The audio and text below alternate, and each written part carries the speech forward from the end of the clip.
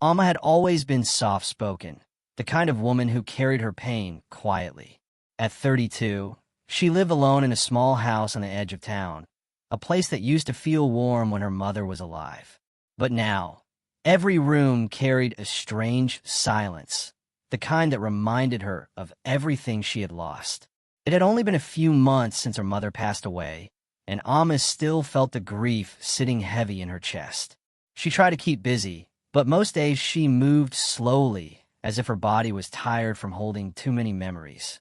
On top of that, her breakup with her longtime partner had left her feeling even more alone. Heartache and loss wrapped around her life like thick fog. One quiet afternoon, Alma forced herself to sort through her mother's old belongings. She knew she needed to do it, but every box she opened felt like reopening a wound. She sat on the floor of the bedroom, sunlight falling through the window in long, warm lines. Dust floated in the air, and the house was so still she could hear her own breathing. At the far corner of the room, half hidden under blankets, stood her mother's old wooden trunk. Alma pulled it closer and lifted the heavy lid. Inside were old clothes, letters, and small things her mother never threw away. But at the bottom, beneath a folded shawl, something caught her eye, a thick frame covered in dust. Alma pulled it out slowly. It was a painting. Old, dark, strange. She wiped the surface with her sleeve, and the image became clearer. The painting showed a woman standing alone in a dim forest. Her back was turned slightly, as if she were about to look over her shoulder, but not quite. Her face was hidden in shadow, and her posture felt tense. Not relaxed, not peaceful, almost like she was waiting for someone. A chill crawled down Alma's arms. The painting didn't look dangerous, but it didn't feel comforting either. It felt familiar in a way she couldn't explain, like something she had seen before but forgotten. Alma stared at it for a long moment. The woman's shape, the darkness of the trees, the strange silence of the image. It pulled at her, but it also made her uneasy. She didn't know why. She only knew she didn't want it in her house. And yet, she needed money. Bills were piling up. Her job wasn't paying enough. So she wrapped the painting in cloth and took it to a local antique shop run by an older man named Mensa. He was known for buying rare items, and Alma hoped the painting would be worth at least something. Inside the shop, the wooden floor creaked as she walked to the counter. Mensa looked up from his paperwork, his eyes narrowing when he saw what she carried. When Alma unwrapped the painting, the collector stiffened. His shoulders went rigid, and his eyes widened in a way that made her uneasy. "This is quite old," he said slowly, his voice tight. He didn't touch the painting right away. Instead, he studied it like he was searching for something hidden inside it. Alma waited, confused by his reaction. Why was he acting like this? It was just a dusty old painting. Finally, he reached into his pocket and handed her money, more than she expected. "Take it," he said, avoiding her eyes, "and go home. You look tired." Alma nodded and left quickly, feeling relieved to have the painting out of her hands. She didn't look back. She didn't see the troubled look on Mince's face as he wrapped the painting again. When Alma walked into her quiet home, she let out a long breath. She thought the day's heaviness was finally lifting. She had no idea that selling the painting had awakened something that was already on its way back to her. The next morning, Alma woke before the sun, her heart beating faster than usual. She didn't know why. It felt as if something was standing close to her, quietly watching. She lay still for a moment, eyes closed, trying to shake off the strange feeling. Maybe it was another anxiety wave, she told herself. Grief did that sometimes. But the air in her room felt different, heavier, colder. Alma slowly sat up and rubbed her eyes. The dim dawn light was crawling across her bedroom wall. Everything looked normal, until her gaze reached the far corner. Her whole body froze. The painting, leaning against the wall, right where her laundry basket used to be. Alma's breath caught in her throat. She stared at the frame, her hands shaking. She knew she had sold it yesterday. She had watched Minsa wrap it and place it carefully behind his counter. There was no way it should be here. No, no, no, she whispered to herself, sliding off the bed. She walked toward the painting slowly, like approaching a wild animal. Her heartbeat thudded in her ears. The woman in the forest looked the same, turned slightly away, face almost visible yet hidden in shadow. Alma felt cold all over. Her first thought was simple. Someone broke in. Maybe someone had returned the painting as a joke. Maybe Minsa changed his mind and wanted to scare her. But that didn't make sense. The doors were locked, the windows shut. Her second thought scared her even more. Is my mind playing tricks on me? Alma backed away, grabbed her phone, and hurried out of the room. Her fingers trembled as she dialed the antique shop. The call rang twice before Minsa answered. Hello. Minsa. The painting, it's here. In my house. Her voice shook, and she hated how weak she sounded. There was a long silence on the other end. Then Minsa spoke, his voice low and firm. I still have the painting, Alma. No, you don't, she snapped, panic rising in her chest. It's here. I'm looking at it right now. Another silence. Then a soft sigh. I will send you a photo. A moment later, her phone buzzed. Alma opened the message with trembling hands. Her heart dropped. It was a picture of the same painting, still wrapped, still sitting on a shelf in his shop. Alma went cold. Her stomach twisted, and her knees felt weak. She couldn't speak for a moment. Alma, Minsa said, are you there? But she ended the call. Her voice was gone. She grabbed her keys and rushed to her car, driving straight to the antique shop. The streets were still quiet, the sky slowly turning gold. When she reached the shop, she saw the lights off and a sign hanging on the door. Closed. It didn't make sense. The shop usually opened early, and Minsa never closed unexpectedly. Alma banged on the door, shouting his name, but no one answered. After a few minutes, she gave up and drove home, her mind spinning. Back in her house, the air felt colder than before. She tried to avoid the bedroom, but the painting pulled at her attention like a dark weight. When she finally walked past the doorway, something made her stop. A soft knocking sound came from behind the wall. Not loud, not violent, just steady, like someone gently tapping from inside the house. Alma's heart jumped. She stepped back, breathing hard. The knocking stopped. She took one slow step forward. The knocking started again. She covered her mouth with her hand, tears forming in her eyes. This wasn't real. It couldn't be.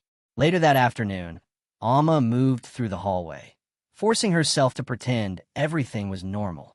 But every time she passed the bedroom, she heard whispers. Light, soft, as if someone was trying to speak, but couldn't find the right words. At first, she thought it was wind. Then she told herself it was the pipes. But deep down, she knew neither explanation made sense. Each time she looked at the painting, the woman inside seemed different. Her body shifted slightly, her shoulder turned more toward Alma. In her hidden face, Alma could swear the shadows had moved, showing just a little more of her cheek. Fear wrapped around her like a cold blanket. But she tried to stay logical. She had to. She picked up the painting with shaking hands, carried it outside, and threw it into the trash bin behind her house. The frame hit the metal with a loud clang. Alma, she told herself, you're tired. You need sleep. It's just stress. But later that night, when she walked into her living room, her heart dropped again. The painting was sitting on a couch. Alma staggered backward, her breath coming out in quick gasps. She couldn't deny it anymore. This wasn't normal. This wasn't imagination. This wasn't stress. The painting wasn't just returning. It was following her. She pressed her back against the wall, staring at the woman trapped inside the forest scene. The shadowed face felt closer now, as if the woman was slowly turning toward her with each passing moment. Alma's fear turned into a heavy ache in her chest. She didn't know why this was happening. She didn't know what it wanted. But somehow, she felt this wasn't just about the painting.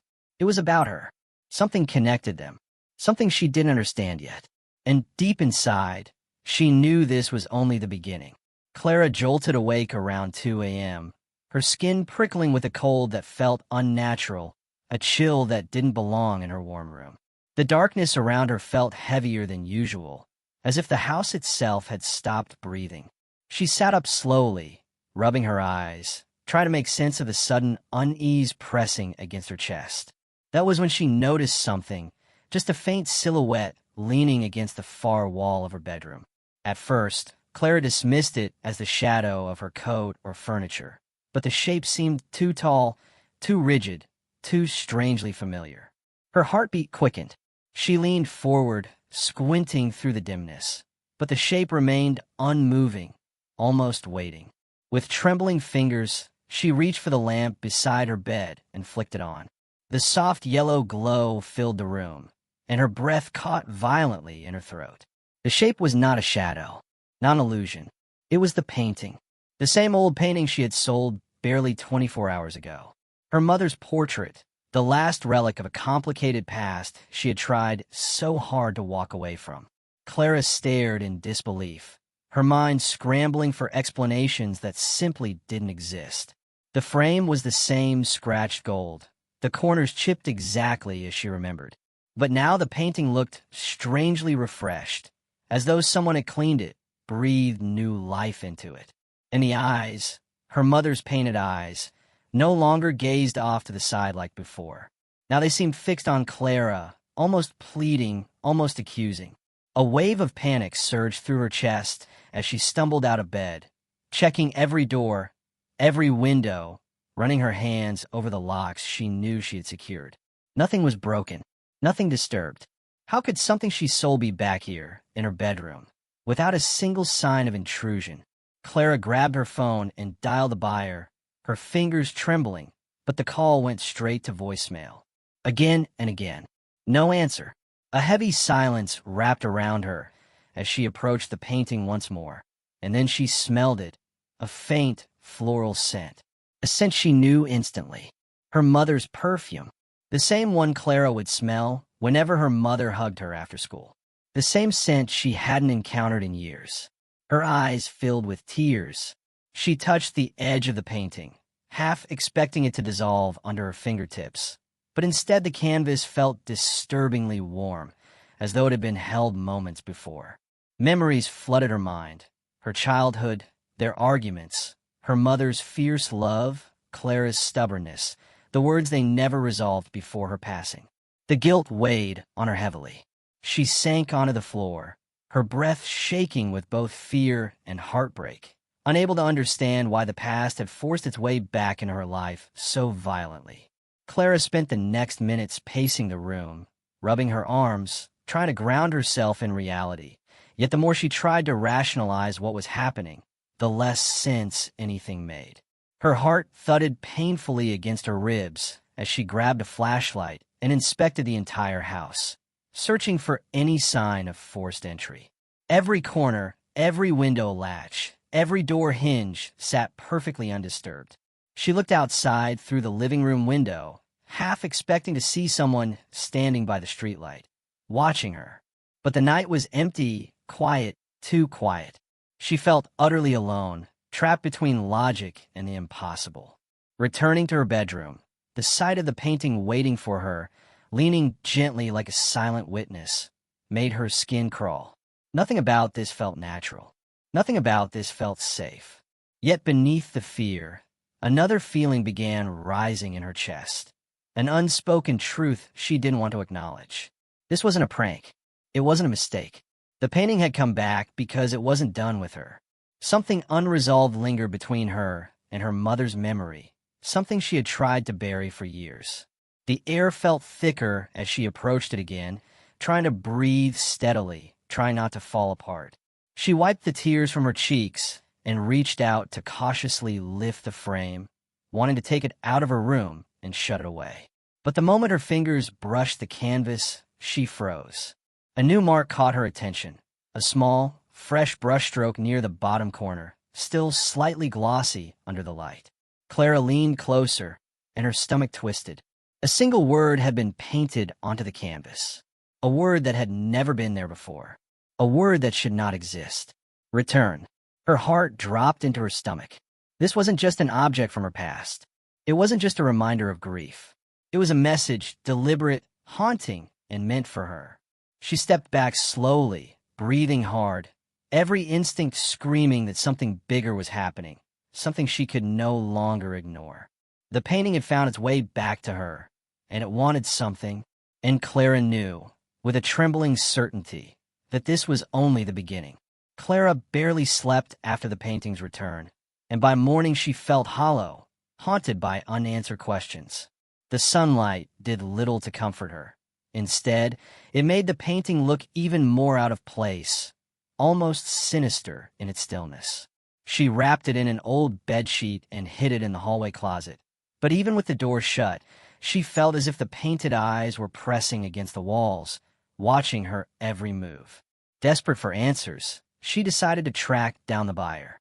She hadn't paid much attention to him, a soft-spoken man at the flea market who looked fascinated by the artwork. But now she replayed the entire interaction in her mind, searching for signs she missed. When Clara arrived at the market, she discovered that the stall was empty, the table folded, no sign of the man anywhere. The vendor next to his spot told her something strange.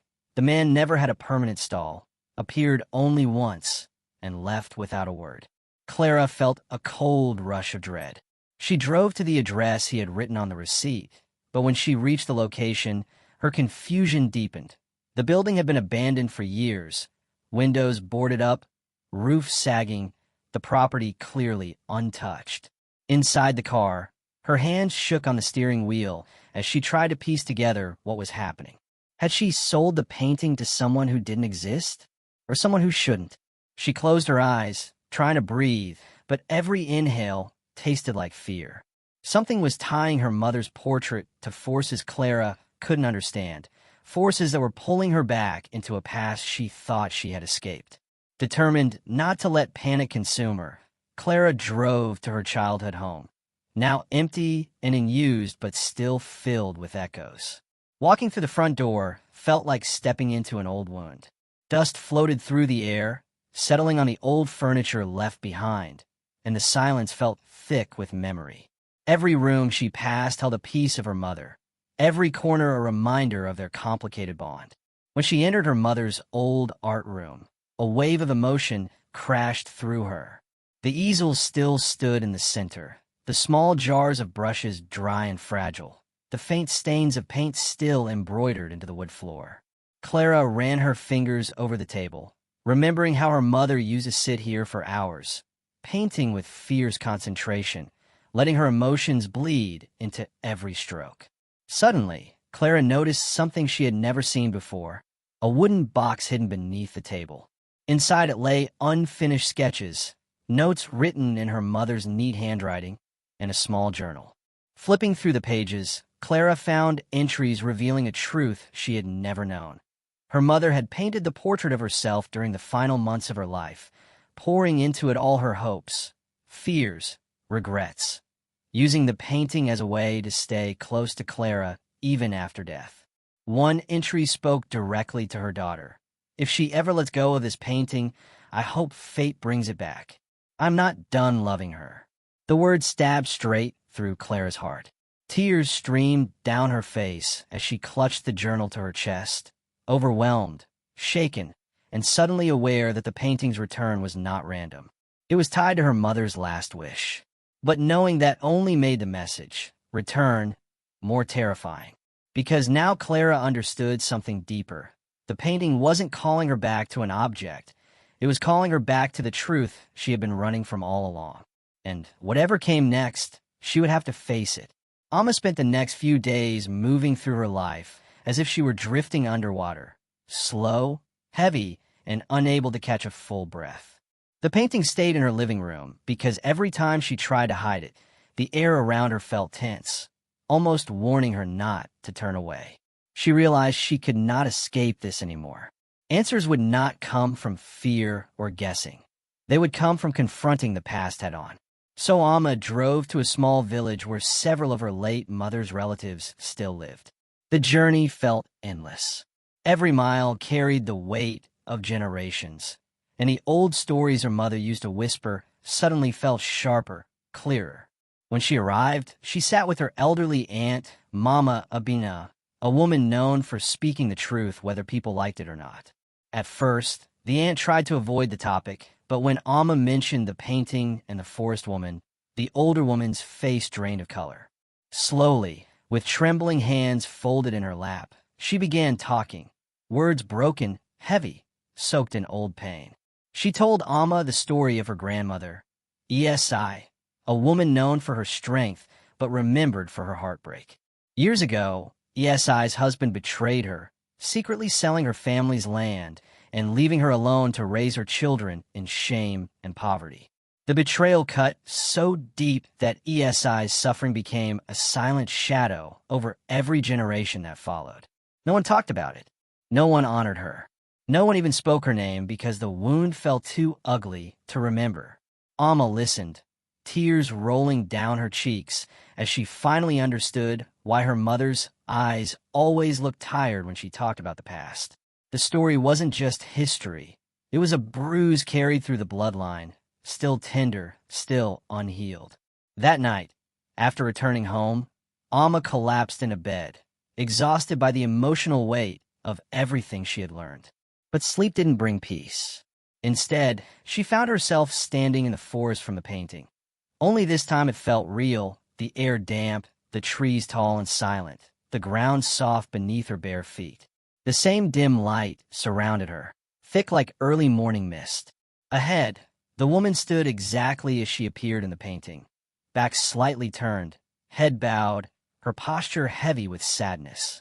Amma's heartbeat thundered in her ears as she stepped closer, her voice shaking as she whispered, "Grandmother?" The woman slowly lifted her head, revealing eyes filled with sorrow and longing. When she reached out her hand, a rush of emotions flooded Amma's chest. Grief she didn't know she carried, guilt that wasn't hers, and the deep, aching loneliness of generations. Amma understood the message without a single word spoken. ESI's story had been buried, her pain forgotten, her existence pushed aside. And because of that silence, the family had carried the weight of her suffering without ever recognizing its source. The dream felt like an apology, a plea, and a warning all at once. Amma woke with wet cheeks and shaking hands, realizing the painting wasn't punishing her. It was crying out for acknowledgement. As the supernatural activity in her home intensified, lights flickering as if reacting to her emotions, doors opening gently as though guiding her, the fear in Amma's heart slowly shifted. This wasn't a spirit seeking revenge. It was a spirit seeking justice, truth, and peace. Amma sat at the edge of her bed as dawn approached, feeling for the first time that everything was connected.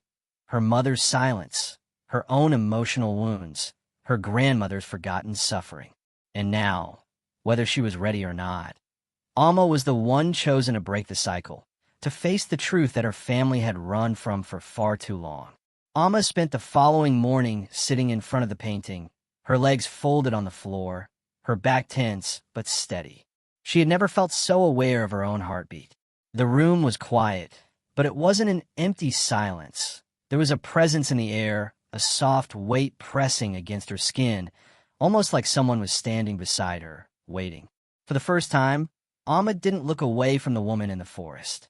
She studied every brushstroke, the trembling shadows on the trees, the faint glow behind the woman's silhouette, the sorrow. Etched in her half-turned pose, Amma swallowed hard, feeling her grandmother's story rising inside her like a storm. Generations had passed with that story buried beneath family pride and fear, and now the silence felt like a living thing, thick, suffocating, demanding release.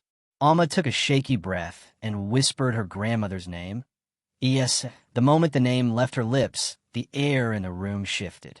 A soft wind brushed against her cheek, even though the windows were closed, and the forest and the painting seemed to deepen in color, as if reacting to her voice. She spoke again, louder this time, her words trembling but honest. She apologized for the silence, for the forgotten pain, for the way everyone had turned away from her suffering. As she talked, tears streamed freely down her face, but she didn't stop. She poured out everything, her mother's brokenness, her own grief, the weight she didn't even realize she carried.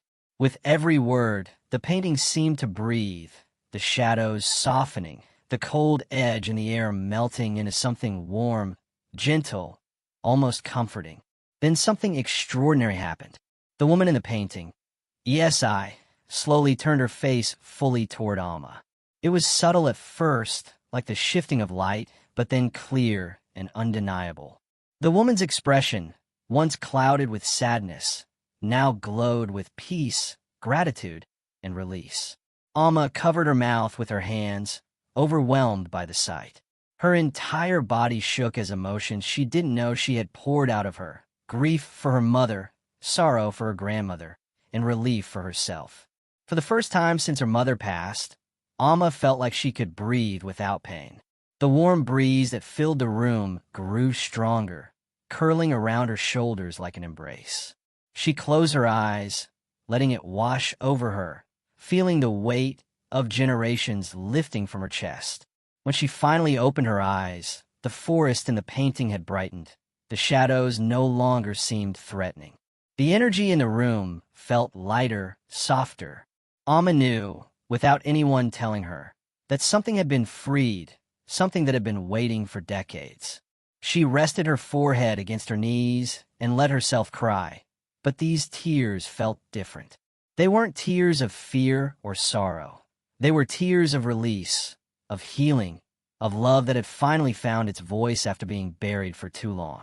The next morning, Alma woke to a quiet house that felt lighter, almost impossibly calm. She sat up in bed and noticed something startling. The painting was gone. She searched the corners, checked the hallway, even peeked into the closet where she had first tried to hide it, but it was nowhere. A gentle warmth lingered in the room, as if the presence that had haunted her for days was now at peace. The air no longer carried the weight of grief, only a subtle, comforting stillness. Alma took a deep breath and realized she had slept through her first night without fear or restlessness since the painting returned.